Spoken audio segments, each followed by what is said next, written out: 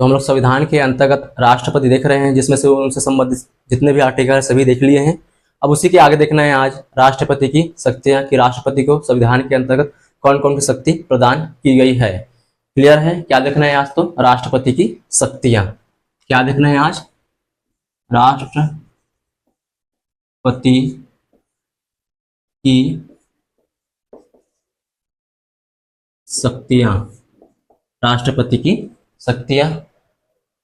राष्ट्रपति की शक्तियों को दो भागों में बांटा गया है। एक होता है सामान्य शक्ति और दूसरा होता है विशेष शक्ति। विशेष शक्ति में हो जाएगा आपातकालीन शक्ति। क्लियर है? कितने भागों में बांटा गया है? तो इस शक्ति को दो भागों में बांटा गया है। एक होता है सामान्य शक्ति और दूसरा होता है कौन सा? विशेष शक्ति या आपातकालीन शक्तियां। चलो देखते हैं कौन कौन सा है। कितनों भागों में बांटा गया इसको? दो भागों में। कौन कौन सा है? पहला कौन सा हमारे पास? सामान्य शक्तियां। कौन सा? सामान्य शक्तियां। राष्ट्रपति को सामान्य शक्तियां प्रदान की गई है। और दूसरा है विशेष शक्तियां या आपातकालीन शक्तियां। आपातकालीन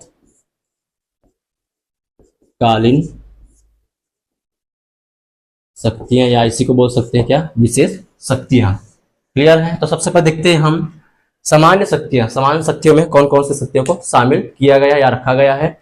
इसी के अंतर्गत है कार्यपालिका शक्ति। कौन सा? तो जी कार्यपालिका शक्ति। कार्यपालिका शक्ति राष्ट्रपति को प्रदान की गई है। इसी के अंतर्गत आ जाएगा न्यायिक शक्ति। न्यायिक शक्ति। इसी में आगे है विधायी शक्ति। विधायी शक्ति। कौन कौन शक्ति हो गया? कार्यपालिका शक्ति है, न्यायिक शक्ति है, विधायी शक्ति है, वित्तीय शक्ति। वित्तीय शक्ति, सैनिक शक्ति। सैन्य शक्ति बोल सकते हैं। ठीक है? सैन्य शक्ति। कौन कौन सी शक्ति होगी? तो कार्यपालिका शक्ति, न्यायिक शक्ति, विधायी शक्ति, वित्तीय शक्ति, सैन्य शक्ति और है वीटो की शक्ति। वीटो की शक्ति। कौन शक्ति?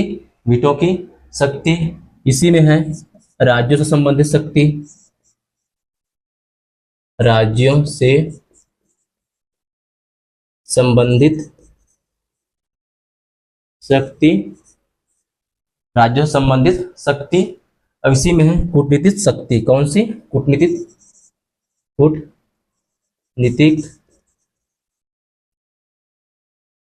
शक्ति।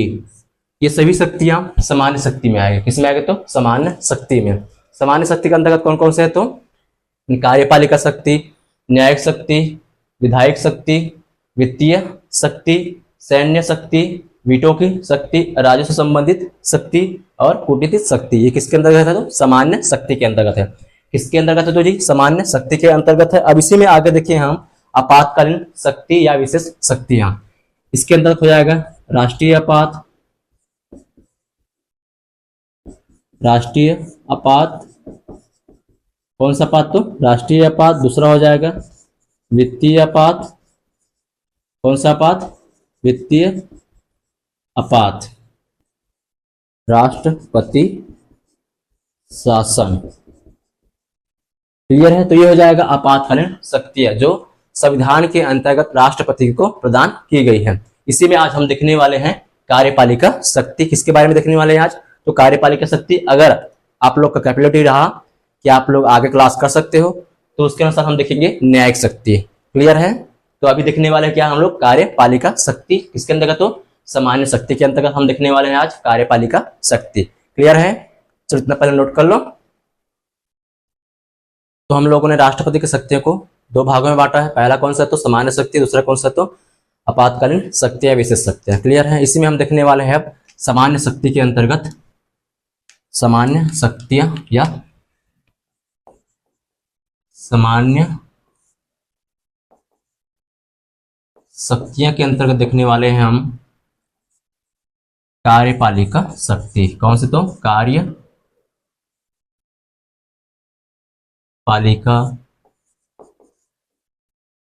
शक्ति किसके बारे में? तो जी कार्यपालिका शक्ति के बारे में देखने वाले हैं। क्लियर है? तो सबसे पहले देखते हैं आर्टिकल नंबर 53, इसके बारे में आप लोग पढ़ चुके हो। आर्टिकल नंबर 53 के बारे में पढ़ चुके हैं आप लोग। आर्टिकल नंबर 53 53 का संबंध किससे है? तो संघ की कार्यपालिका शक्ति राष्ट्रपति में निहित होती है, यही है ना?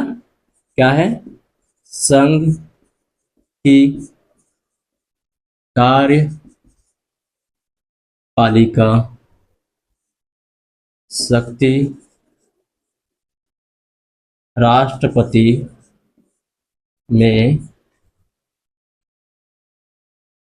निहित होती है। मतलब जितने भी कार्य कराए जाएंगे या होना है या करवाना है वो किसके नाम से होगा? राष्ट्रपति के नाम से होगा। किसके नाम से होगा? राष्ट्रपति के नाम से। क्लियर है? जितने भी भारत सरकार के द्वारा काम किया जाएगा वह किसके नाम से किया जाएगा? तो राष्ट्रपति के नाम से किया जाएगा। किसका नाम से? तो जी राष्ट्रपति के नाम से। क्लियर है यहाँ तक? हालांकि उसके दूसरे का नाम चलता है अलग बात है, लेकिन अंतिम में किसका नाम चलता है? राष्ट्रपति के नाम से। अंतिम में किसका रहता है? वह राष्ट्रपति का नाम रहता है। कार्यपालिका शक्ति में किसका रहता है? तो राष्ट्रपति का नाम रहता है।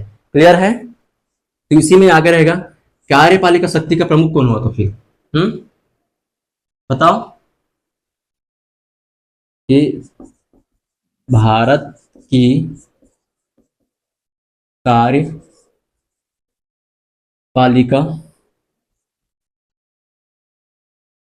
शक्ति का प्रमुख कौन होगा? बताओ। भाई राष्ट्रपति के नाम से कर रहे हैं ना, तो कौन होगा यहाँ? राष्ट्रपति होगा जी। कौन होगा? राष्ट्रपति। क्लियर है यहाँ तक? किसी को कोई डाउट? छोटी सी बात है। क्लियर है? क्या है? संघ की कार्यपालिका शक्ति राष्ट्रपति में निहित होती है। मतलब जितने भी काम किए जाएंगे भारत सरकार के द्वारा किसके नाम से होगा? राष्ट्रपति के नाम से होगा। साथ साथ ये भी कि भारत की कार्यपालिका शक्ति का प्रमुख कौन है? तो कौन होगा? जिसके नाम से काम करा रहे हैं उसके तो वही तो प्रमुख होगा ना। तो कौन होगा जी? राष्ट्रपति होगा। कौन होगा? तो राष्ट्रपति होगा। क्लियर है यहाँ तक? इसी में आगे देखेंगे हम आर्टिकल नंबर 74। कौन सा? तो आर्टिकल नंबर या अनुच्छेद नंबर आर्टिकल नंबर 74 या अनुच्छेद नंबर 74। इसका संबंध है कि राष्ट्रपति की सहायता के लिए किसकी? तो राष्ट्रपति की सहायता के लिए मंत्रिपरिषद होगी। क्या होगी? तो मंत्रिपरिषद होगी। मंत्रिपरिषद होगी किसकी सहायता के लिए? तो राष्ट्रपति की सहायता के लिए कौन होंगे? मंत्रिपरिषद होंगे। कौन होंगे? तो मंत्रिपरिषद। कौन होंगे? तो जी मंत्रिपरिषद। और मंत्रिपरिषद का अध्यक्ष होगा। इसका अध्यक्ष होगा। बताओ कौन हो सकता है? बताया था पिछले बार में। कौन होगा? प्रधानमंत्री। कौन होगा? तो जी प्रधानमंत्री। क्लियर है? राष्ट्रपति की सहायता के लिए, चाहे वो कानूनी सहायता हो, कुछ भी सहायता हो, ठीक है, उसकी सहायता के लिए क्या होगी? मंत्रिपरिषद होगी। और मंत्रिपरिषद का प्रमुख कौन होगा? अध्यक्ष कौन होगा? तो प्रधानमंत्री। जिसका नेतृत्व तो कौन करेगा? तो प्रधानमंत्री। कौन करेगा? तो जी प्रधानमंत्री। क्लियर है? इसी में देखना है कि 42वां संविधान संशोधन होता है। 42वां कॉन्स्टिट्यूशन अमेंडमेंट होता है। कब होता है ये? 1976 में। कब होता है? 1976 में। उसके अनुसार यह कर दिया था कि जो प्रधानमंत्री जो मंत्रिपरिषद सलाह देगी राष्ट्रपति को, वो मानने के लिए बाध्य होगी। मानने के लिए बाध्य होना ही है करके कौन बोल देते हैं? 42वां संविधान संशोधन हुआ कब? 1976 में। जिससे क्या बोला था कि सलाह मानने के लिए बाध्य होगी।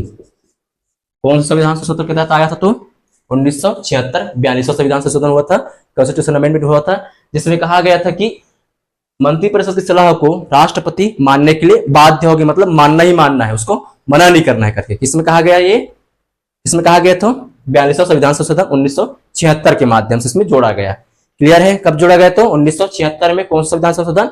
42वां संविधान संशोधन, जिसमें यह कहा गया कि मंत्रिपरिषद कोई भी सलाह दे उसको मानने के लिए बाध्य होंगे। उसको मानने के लिए कौन बाध्य होंगे? तो राष्ट्रपति बाध्य होंगे, उसको मानना ही पड़ेगा उसकी सलाह को। क्लियर है? जैसे कि आप लोग मंत्रिपरिषद हो, आप लोग क्या मंत्रिपरिषद हो और मैं क्या हूं? राष्ट्रपति। आप लोग कोई भी सलाह दोगे, आप लोग कोई भी सलाह दोगे, वो मुझे मानने के लिए बाध्य होना पड़ेगा, वो मुझे मानने के लिए बाध्य होना पड़ेगा। किसके माध्यम से किया गया तो ये बाध्य? 42वां संविधान संशोधन 1976 के माध्यम से।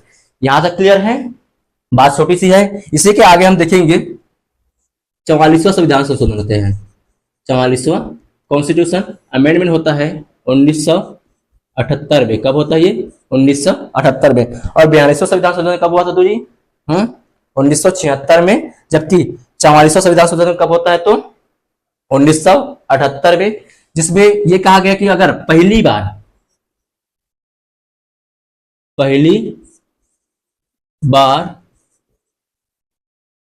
सलाह को पुनर्विचार के लिए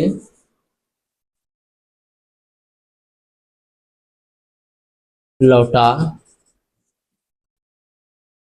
सकती है। कब कहा गया तो 44वां संविधान संशोधन होता है कब? 1978 में, जिसमें कहा गया कि अगर मंत्रिपरिषद को सलाह दे रहा है तो उसको पहली बार सलाह को मंत्रिपरिषद के द्वारा फिर पुनः उसको राष्ट्रपति के द्वारा पुनः विचार के लिए उसको लौटा सकती है। लेकिन दूसरी बार फिर वही सलाह दूसरी बार फिर से पारित किया जाता है, कहाँ? राष्ट्रपति के पास भेजा जाता है, तो उसको मानने के लिए क्या हो जाएगा? बाध्य हो जाएगा। दूसरी बार में उसको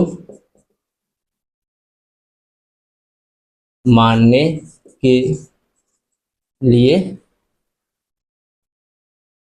बाध्य होगी। क्लियर है? बात छोटी सी है, समझो एक बार कि क्या बोल रहा है इस पे। आर्टिकल नंबर 74, जिसमें कहा गया कि राष्ट्रपति की सहायता के लिए कौन होगी तो मंत्रिपरिषद होगी, जिसका प्रमुख कौन होगा या अध्यक्ष कौन होगा तो प्रधानमंत्री होगा। कौन होगा तो प्रधानमंत्री। यहां तक क्लियर है? यहां तक किसी को डाउट? देखो उसी बात होता है क्या है 42वां संविधान संशोधन होता है क्या? 1976 में, जिसमें कहा जाता है कि जो मंत्रिपरिषद सलाह देगी वो मानने के लिए बाध्य होगा कौन? राष्ट्रपति। कौन तो? राष्ट्रपति। अगर कोई सलाह दे रहा है मंत्रिपरिषद, उसको मानने के लिए राष्ट्रपति बाध्य है। क्या है? बाध्य, उसको मानना ही पड़ेगा, उसको मना नहीं कर सकते। कोई भी सलाह को मना नहीं कर सकते। कौन तो? राष्ट्रपति। क्लियर है? कब कहा गया? 1976 में। कौन से संविधान संशोधन में तो 42वां संविधान संशोधन में। क्लियर है? इसी के आगे होता है कि 44वां संविधान संशोधन होता है कब? 1978 में। 44वां कॉन्स्टिट्यूशन अमेंडमेंट होता है 1978 में, जिसमें यह कहा गया अगर मंत्रिपरिषद पहली बार सलाह दे रहा है, मंत्रिपरिषद पहली बार राष्ट्रपति को कोई सलाह दे रहा है तो वह पुनर्विचार के लिए लौटा सकती है। पुनर्विचार के लिए लौटा सकती है।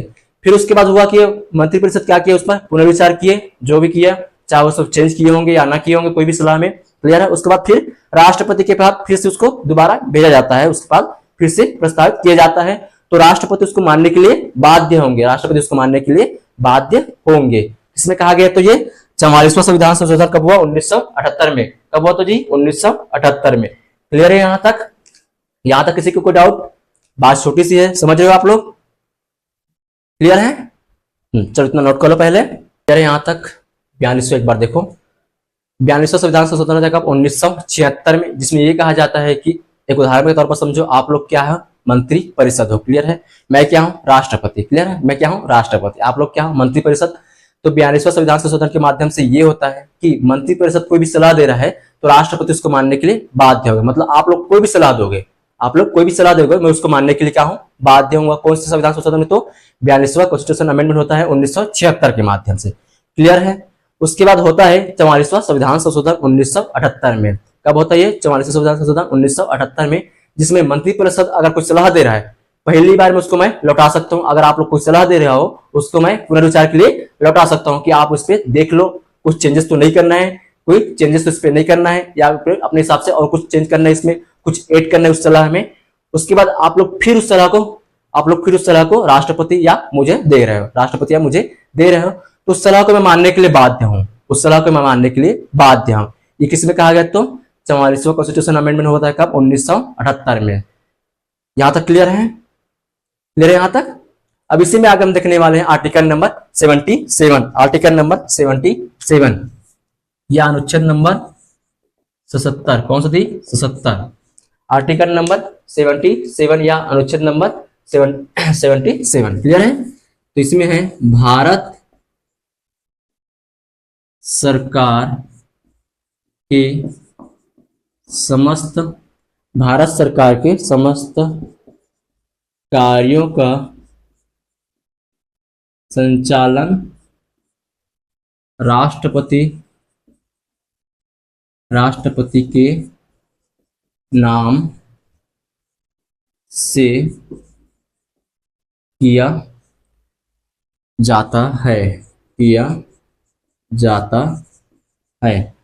भारत सरकार के समस्त कार्यों का संचालन राष्ट्रपति के नाम से किया जाता है। किसके नाम से होगा? जो भी यहाँ कार्य होंगे किसके नाम से होंगे? वह राष्ट्रपति के नाम से होंगे। किसके नाम से होंगे? तो जी राष्ट्रपति के नाम से होगा। ये रहा हमारा आर्टिकल 77 का संबंध। 77 का संबंध किससे है? तो भारत सरकार के समस्त कार्यों का संचालन राष्ट्रपति के नाम से किया जाएगा। क्लियर है? राष्ट्रपति के नाम से किया जाएगा। यहां तक क्लियर है? इसी में आगे देखते हैं आर्टिकल नंबर 78। इसी में आगे हमारा आर्टिकल नंबर या अनुच्छेद नंबर 78। आर्टिकल नंबर 78 या अनुच्छेद नंबर 78। राष्ट्रपति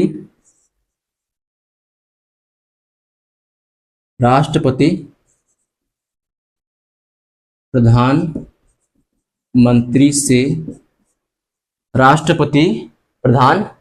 से प्रशासन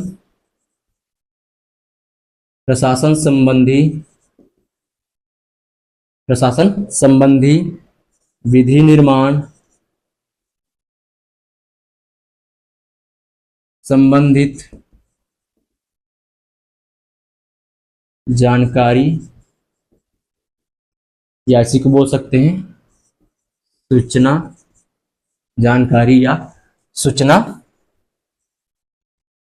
मांग सकती है। राष्ट्रपति प्रधानमंत्री से प्रशासन संबंधी या विधि निर्माण संबंधी जानकारी या सूचना मांग सकती है। किससे? तो प्रधानमंत्री से। किससे? तो जी प्रधानमंत्री से। कौन मांग सकता है? कौन?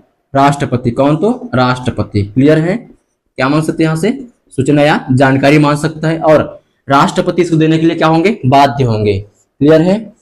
सॉरी, पीएम प्रधानमंत्री देने के लिए क्या होंगे? बाध्य होंगे। तो पीएम सूचना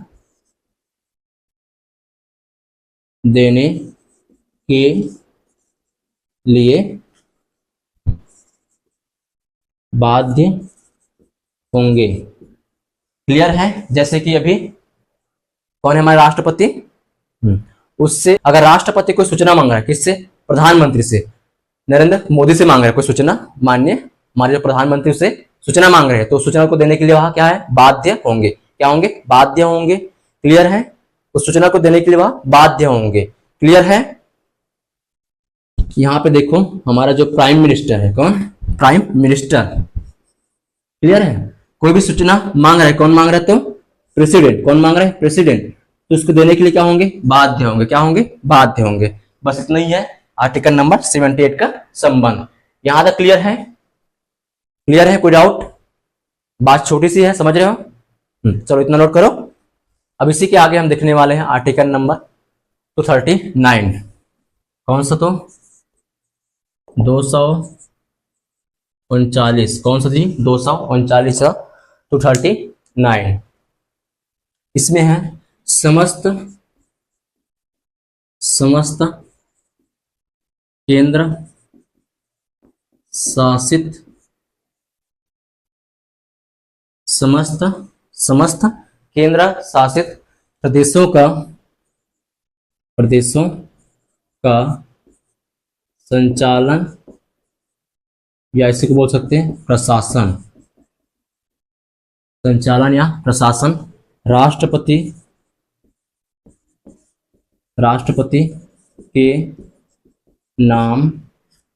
के नाम से किया जाता है।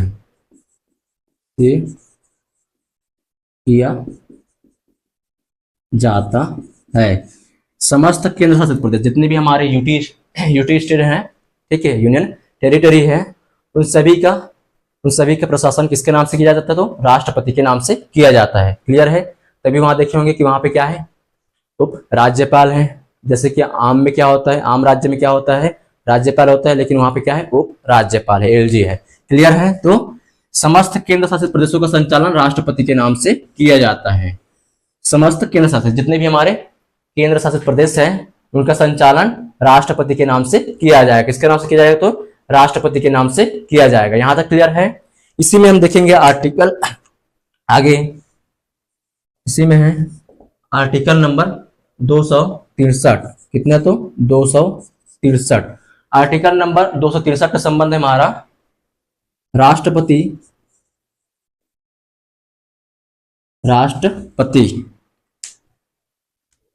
केंद्र तथा राज्य के बीच संबंध, राज्य के बीच संबंध स्थापित करने के लिए, कौन? राष्ट्रपति केंद्र तथा राज्य के बीच संबंध स्थापित करने के लिए अंतर्राज्यीय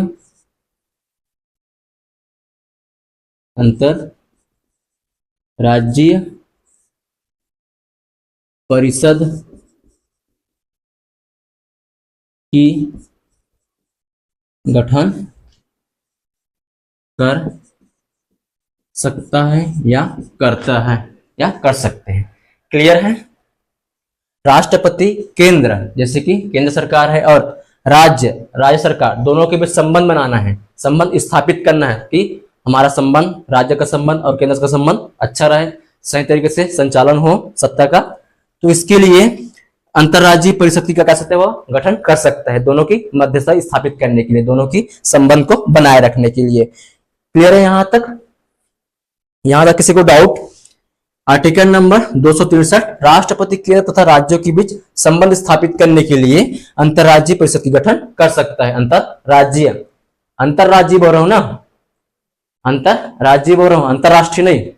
क्या बोल रहा हूं मैं? अंतर्राज्यीय। यहां तक क्लियर है? किसी को डाउट इसमें? आर्टिकल नंबर 240 का संबंध है हमारा समस्त केंद्र शासित प्रदेशों का संचालन या प्रशासन राष्ट्रपति के नाम से किया जाता है, और अनुच्छेद नंबर 263 का संबंध है हमारा राष्ट्रपति केंद्र तथा राज्य के बीच संबंध स्थापित करने के लिए, संबंध को अच्छा बनाने के लिए अंतर्राज्यीय परिषद का गठन करती है। किसका? तो अंतर्राज्यीय परिषद का। क्लियर है? यहां तक क्लियर है? जैसे कि छत्तीसगढ़ राज्य और केंद्र सरकार के बीच संबंध बनाना है, अच्छा संबंध रहना चाहिए, तो इसके लिए क्या होगा? अंतर्राज्यीय परिषद का गठन होगा। किसका? तो जी अंतर्राज्यीय परिषद का गठन होगा। आई बात समझ में? बात छोटी सी है, समझ रहे हो आप लोग? चलो इतना नोट करो पहले। यहां तक क्लियर है? इन सभी के अलावा राष्ट्रपति को यह शक्ति प्रदान की गई है कि वह कुछ पद ऐसे होते हैं जिनकी डायरेक्ट वह नियुक्ति करता है, कौन? तो राष्ट्रपति। कौन करता है? तो राष्ट्रपति को संविधान के अंतर्गत यह शक्ति प्रदान की गई है कि वह अन्य पदों की भी नियुक्ति कर सकता है। जैसे कौन कौन से पद देखते हैं, उसमें क्या कर सकते हो? नियुक्ति है। तो देखते हैं कौन कौन से पद है जिनमें वह नियुक्तियां कर सकता है या कर सकती है राष्ट्रपति। क्लियर है? तो प्रधानमंत्री क्या कर सकते हो? नियुक्ति कर सकता है, करता भी है।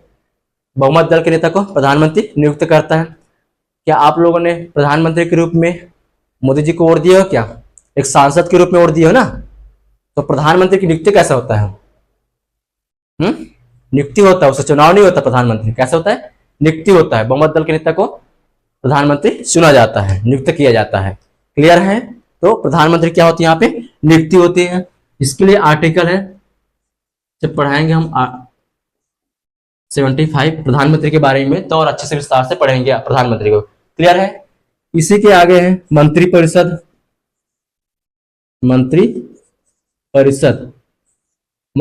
की भी नियुक्ति कौन करता है? तो राष्ट्रपति। लेकिन प्रधानमंत्री की सलाह पर, लेकिन पीएम की सलाह पर।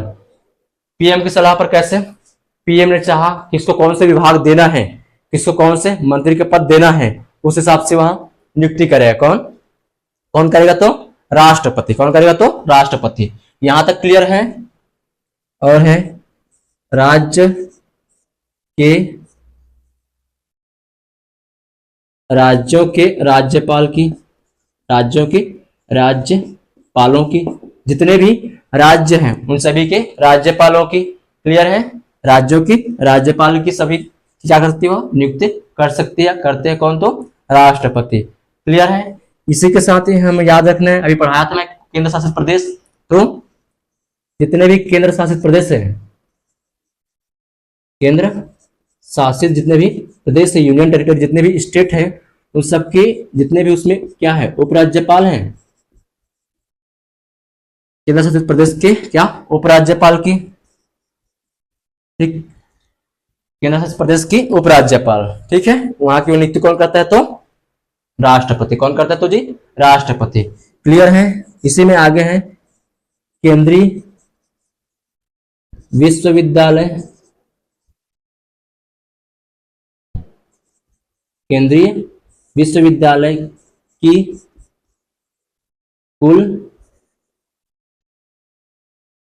कुलपति की, जितने भी केंद्रीय विश्वविद्यालय हैं उनकी कुलपति की नियुक्ति कौन करता है? तो राष्ट्रपति। कौन करता है? तो जी राष्ट्रपति। यहां तक क्लियर है? इसी में याद रखना है सर्वोच्च न्यायालय, सर्वोच्च न्यायालय, और है हाई कोर्ट, उच्च न्यायालय जिसको बोलते हैं, की न्यायाधीशों की नियुक्ति। क्लियर है? सर्वोच्च न्यायालय के न्यायाधीश और हाई कोर्ट के न्यायाधीशों की नियुक्ति कौन करता है? तो कौन करता है? तो जी राष्ट्रपति। कौन करता है? तो राष्ट्रपति। यहां तक क्लियर है? इसी में याद रखना है नियंत्रक तथा महालेखा की नियुक्ति। इसका तो नियंत्रक तथा महालेखा की नियुक्ति कौन करेगा? तो राष्ट्रपति। नियंत्रक तथा महालेखा की नियुक्ति कौन करा? तो राष्ट्रपति। इसी में याद रखना है महान्यायवादी, महान्यायवादी, महान्यायवादी और है लोकपाल, इन सब की नियुक्ति भी कौन करता है? तो राष्ट्रपति। देख तो एक बार और, प्रधानमंत्री की नियुक्ति राष्ट्रपति, जबकि मंत्रिपरिषद की नियुक्ति कौन करता है? राष्ट्रपति। लेकिन सलाह किसकी लेगा? प्रधानमंत्री की, पीएम की। राज्य के राज्यपाल की नियुक्ति, केंद्र शासित प्रदेश में जितने भी उपराज्यपाल हैं उनकी नियुक्ति। ठीक है, उसी में केंद्रीय विश्वविद्यालय की कुलपतियों की नियुक्ति, सर्वोच्च न्यायालय या हाई कोर्ट के न्यायाधीशों की नियुक्ति, नियंत्रक तथा महालेखा परीक्षक की नियुक्ति, महान्यायवादी, लोकपाल की नियुक्ति किसके माध्यम से किया जाता है? तो राष्ट्रपति के माध्यम से किया जाता है। यहां तक क्लियर है? इसी में याद रखना है हमको कि जितने भी राष्ट्रीय मानवाधिकार है, राष्ट्रीय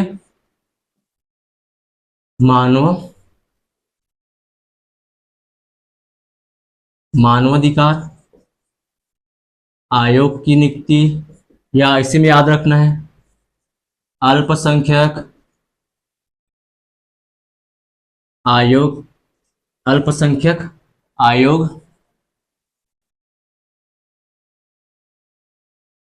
अल्पसंख्यक आयोग साथ में याद रख लो जितने भी है कौन कौन से। पिछड़ा वर्ग आयोग, पिछड़ा वर्ग आयोग, और इसी में है अनुसूचित, या इसी को लिख दो एसटी, साथ साथ लिख दो एससी, एसटी, एससी आयोग की नियुक्ति कौन करता है? तो राष्ट्रपति करता है। इनके जो अध्यक्ष हैं आयोग की, अध्यक्ष एवं सदस्य की नियुक्ति कौन करता है तो जी? राष्ट्रपति। कौन करता है तो? राष्ट्रपति। जितने भी राष्ट्रीय मानव आयोग होगा, महिला आयोग होगा, ठीक है, महिला आयोग भी है, याद रखना। उसमें जितने भी है, इसमें उसके सदस्य, उनकी अध्यक्ष नियुक्ति कौन करता है तो? राष्ट्रपति। कौन करता है तो? राष्ट्रपति। क्लियर है यहां तक? तो ये रहा राष्ट्रपति की नियुक्ति के संबंध में जितने भी हैं उनकी जानकारी। यहां तक क्लियर है? यहां तक किसी को डाउट? इसमें याद रखना, सांसद के प्रावधान ऐसे हैं कि राष्ट्रपति इनको नियुक्त कर रहे हैं, सांसद उसको पद से भी हटा सकता है। ये इनको शक्ति प्रदान की गई है संविधान के द्वारा। क्लियर है यहां तक? इसी में आगे देखना है कौन सा? क्षमादान की शक्ति देखिए, न्यायिक शक्ति। चलो ठीक है, इतना नोट करो पहले। तो हम लोगों ने राष्ट्रपति की शक्तियां के अंतर्गत कार्यपालिका शक्ति देख लिया है। अब आगे देखने वाले हैं हम लोग राष्ट्रपति की न्यायिक शक्ति। इसके बारे में तो राष्ट्रपति की न्यायिक शक्ति आप लोग सुने होंगे कि किसी को अगर फांसी हो रहा है तो राष्ट्रपति के पास उसकी क्षमा याचना लेकर चले जाते हैं करके, सुने उसके बारे में? हाँ, उसी के बारे में देखना है अभी। क्लियर है? इसके बारे में देख रहे तो राष्ट्रपति की न्यायिक शक्ति। किसके बारे में देख रहे हैं हम? राष्ट्रपति की, चलो इसको यहां लिख देते हैं, राष्ट्रपति की न्यायिक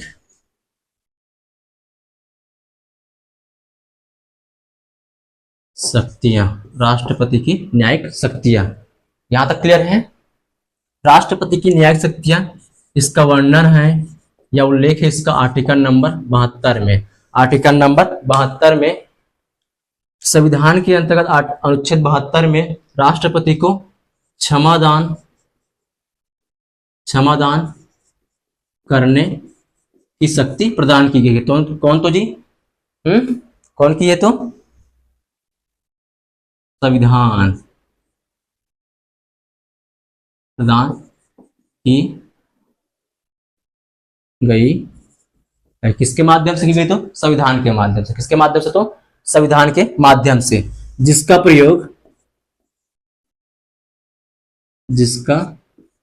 प्रयोग या उपयोग मंत्री परिषद की सलाह के माध्यम से या द्वारा किया जाता है। ऐसा नहीं है कि डायरेक्ट राष्ट्रपति आपको क्षमा मांगने जाओ किसी के प्रति तो उनको डायरेक्ट क्षमा प्रदान कर देगा, ऐसा नहीं है। वह पहले कहाँ जाएगा? मंत्री परिषद में। मंत्री परिषद में उस पर विचार विमर्श करेंगे, पर देखेंगे उसका अगला पिछला क्या है, उसके बाद ही उनको कहाँ भेजेंगे? राष्ट्रपति के पास भेजेंगे कि हाँ आप इसको क्षमा कर सकते हो। क्लियर है? जिसका प्रयोग किसके माध्यम से होगा? मंत्री परिषद के। भाई अकेला राष्ट्रपति उस चीज में हस्तक्षेप नहीं करेगा जब तक मंत्री परिषद न कहे उस पर कि उसको क्षमा कर दो या उसका सजा को माफ कर दो, जो भी है। क्लियर है? ये रहा हमारा आर्टिकल नंबर 72 का संबंध। इसी में हम देखने वाले हैं क्षमा। क्या देखने वाले हैं तो? क्षमा। क्षमा में है पूर्ण क्षमा। पूर्ण क्षमा। क्षमा मतलब किसी को माफ करना, लेकिन क्या? पूर्ण रूप से माफ करना, पूर्ण रूप से क्षमा करना। क्लियर है? चाहे कोई भी अपराध किया हो, चाहे कोई भी अपराध हो, चाहे कोई भी अपराध हो, राष्ट्रपति के पास क्षमादान की शक्ति है, जिसमें क्षमा है, वह उसको माफ कर सकता है, उसको पूरी तरीके से क्षमा कर सकते हैं। यह मंत्रिपरिषद के सलाह के साथ ही होगा। लेकिन किसके सलाह के साथ तो? मंत्रिपरिषद के सलाह के साथ ही होगा। क्लियर है यहां तक? पहला क्या है तो हमारा क्षमा, जिसमें क्या है? पूर्ण क्षमा, कि चाहे कोई भी अपराध उसको पूर्ण रूप से क्षमा कर सकते हैं, उसको माफी दे सकते हैं। क्लियर है? पहला क्या देख लिया हमने? क्षमा। इसी में देखेंगे हम लघुकरण। क्या करण तो? लघुकरण। लघुकरण होता यह है कि सजा की प्रकृति में परिवर्तन कर सकते हैं, बदल सकते हैं। कैसे? चलो देखिए उसको भी। सजा की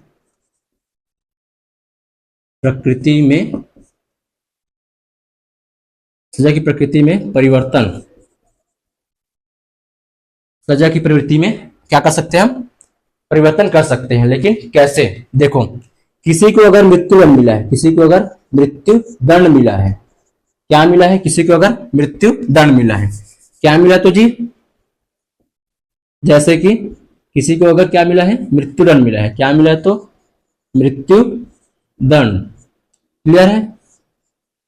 मृत्युदंड अगर किसी को मिला है तो उसको उसकी प्रकृति में परिवर्तन कर रहे हैं ना, किसमें, प्रकृति में। प्रकृति क्या था उनको, मृत्युदंड, उसको परिवर्तन कर रहे हैं, चेंज कर रहे हैं, तो क्या कर सकते उसको आजीवन कारावास में परिवर्तन कर सकते हैं। क्या, आजीवन कारावास में, आजीवन कारावास में। ठीक है, पता चला कैसे कि प्रकृति परिवर्तन हुआ। प्रकृति क्या थी उनकी कि उसको मृत्युदंड देना है, उसको मृत्युदंड देना है, उसको फांसी की सजा दी गई है, उसको देना चाहिए। लेकिन क्या, राष्ट्रपति के पास याचिका लेकर जाते हैं, उसके बाद उसके जो मृत्युदंड की उसकी प्रकृति उनको रद्द कर क्या किया जाता है, उसको परिवर्तन करके क्या जाते हैं, आजीवन कारावास में परिवर्तित कर दिया जाता है। क्लियर है? उनकी प्रकृति में परिवर्तन कर रहे हैं हम। समझ आया? पहला क्या है, क्षमा, दूसरा क्या है तो लघुकरण, दूसरा क्या है तो लघुकरण, तीसरा है परिहार। परिहार, अभी परिहार क्या है, इसमें क्या हम लोग प्रकृति को परिवर्तन कर रहे थे, ठीक है, लेकिन इसमें होगा कि प्रकृति को बिना बदले,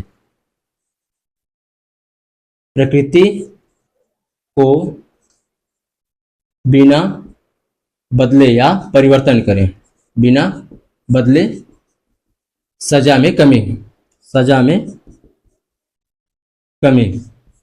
अब ये कैसे होगा, प्रकृति को बदलना नहीं है, प्रकृति सेम रहेगी, लेकिन उसकी सजा में क्या कर सकते हैं हम, कमी कर सकते हैं, उसकी सजा को हम कम कर सकते हैं। कैसे होगा, किसी को अगर 10 साल का क्या मिला है, कारावास मिला है, क्या मिला है, कारावास मिला है, कितने साल का, तो उसको 10 साल का। ठीक है, कठोर कारावास मिला किसी को, कठोर कारावास, कितने साल का, उसको 10 साल का। क्लियर है? उसकी प्रकृति में हम चेंज नहीं करना है ना, प्रकृति में बिना बदले, प्रकृति को बिना बदले, बिना परिवर्तन करे, बिना परिवर्तन करे। कठोर कारावास मिले उसको कितने साल का, 10 साल का, तो उसमें हम उसकी सजा को परिवर्तन कर सकते हैं 5 साल में, 5 साल के लिए।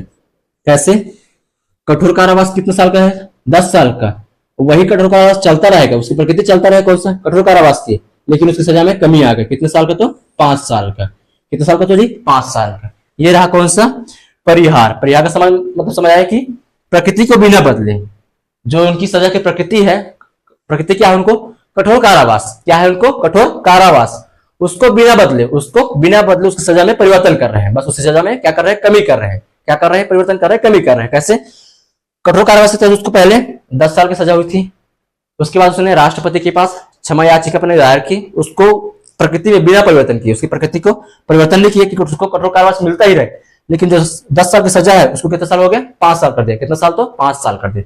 बात छोटी सी समझ आ रहे हैं, क्लियर है यहां तक? इसी में आगे देखेंगे हम विराम। क्या देख रहे हैं, चौथा नंबर क्या है तो विराम। अब ये विराम क्या है, विराम है विशेष कारण से सजा में, क्या तो विशेष कारण से सजा में कमी, या कम, विशेष कारण से सजा में कम या सजा को कम कर सकते हैं। कैसे, यहां पे बोल रहा कौन सा, विशेष कारण। अब विशेष कारण क्या हो सकता है, मान लो अगर कोई महिला है, मान लो कोई महिला है जिसको मृत्युदंड मिले है और वह प्रेग्नेंट है, क्या है, प्रेग्नेंट है, महिला क्या है, प्रेग्नेंट है, जिसको मृत्युदंड की सजा मिली है।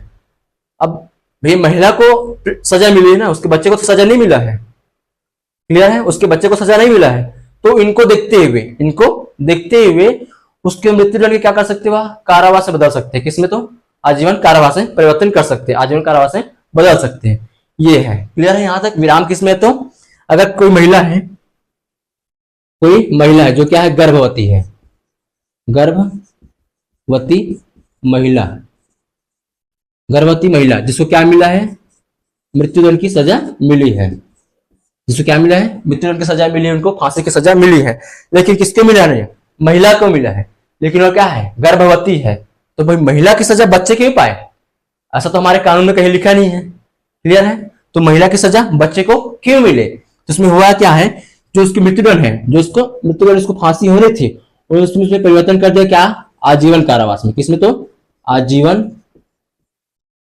कारावास में, आजीवन कारावास में। यहां तक समझ आया किसी को? बात छोटी सी समझ रहे हो आप लोग? क्लियर है? क्या है? विराम। क्या कर रहे हैं? विराम। उसमें विराम लगा दिया है। कैसे? विशेष कारण से सजा में कमी। भाई उनको सजा मिलना था कौन सा? फांसी की। उनको मृत्युदंड की सजा मिलना था, लेकिन क्या कर दिया उसको? क्या कर दिया? उस पर विराम लगा दिया। क्या लगा दिया? विराम लगा दिया। किसे? विशेष। कैसे? तो विशेष कारण से। किस कारण से? कि वह महिला क्या है? गर्भवती है। क्या है? गर्भवती है। भाई महिला को मृत्युदंड मिली, उसके बच्चे को तो नहीं मिला है ना, जो उसके पेट में पड़ रहा है, जिसके पेट में पड़ रहा है उनको तो सजा नहीं मिली है। तो गर्भवती महिला को मृत्युदंड मिला है, लेकिन विशेष कारण से उसमें विराम लगा दीजिए, उसके मृत्युदंड पे रोक लगा दिया गया है और उसको आजीवन कारावास में बदल गई। उनकी सजा को किसने बदल गया? तो आजीवन कारावास में बदल दिया गया है। क्लियर है यहां तक? आई बस समझ में?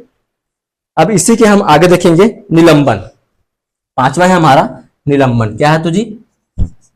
निलंबन।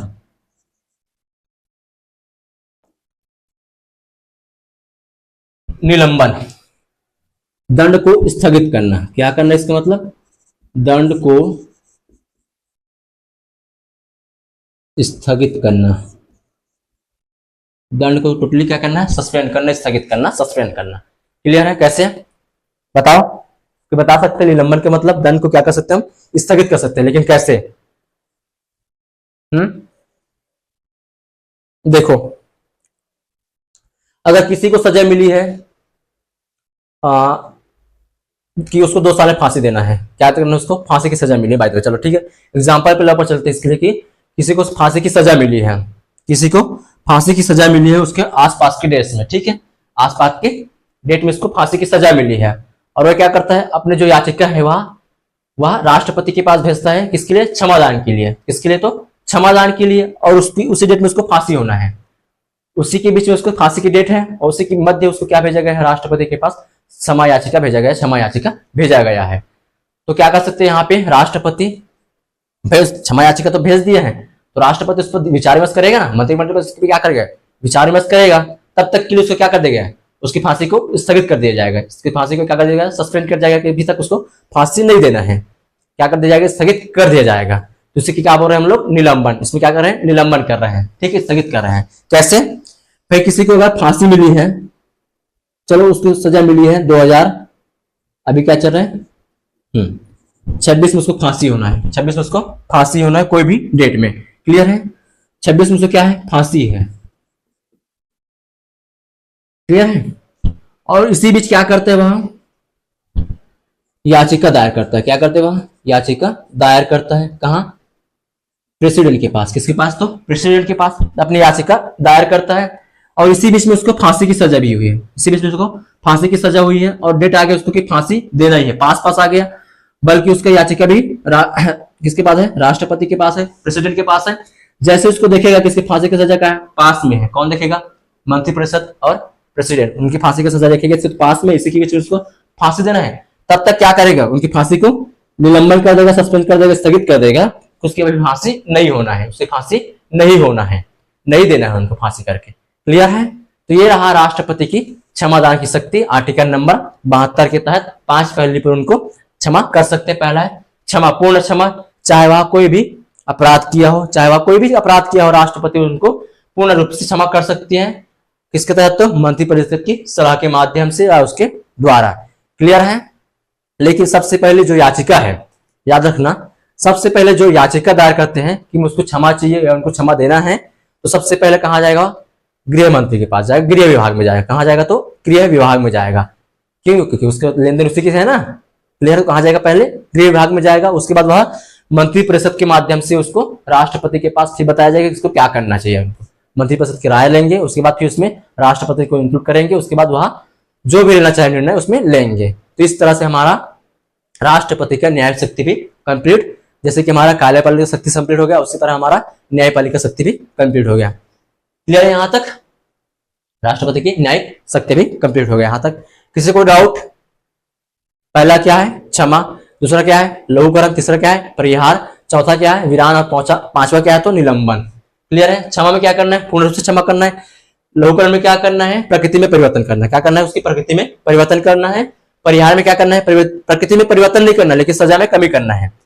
प्रकृति में परिवर्तन नहीं करना लेकिन सजा में परिवर्तन करना है। कैसा करना है, देखो प्रकृति क्या है, कठोर कारावास है, सजा कितने वर्ष हो सकती है, 10 साल।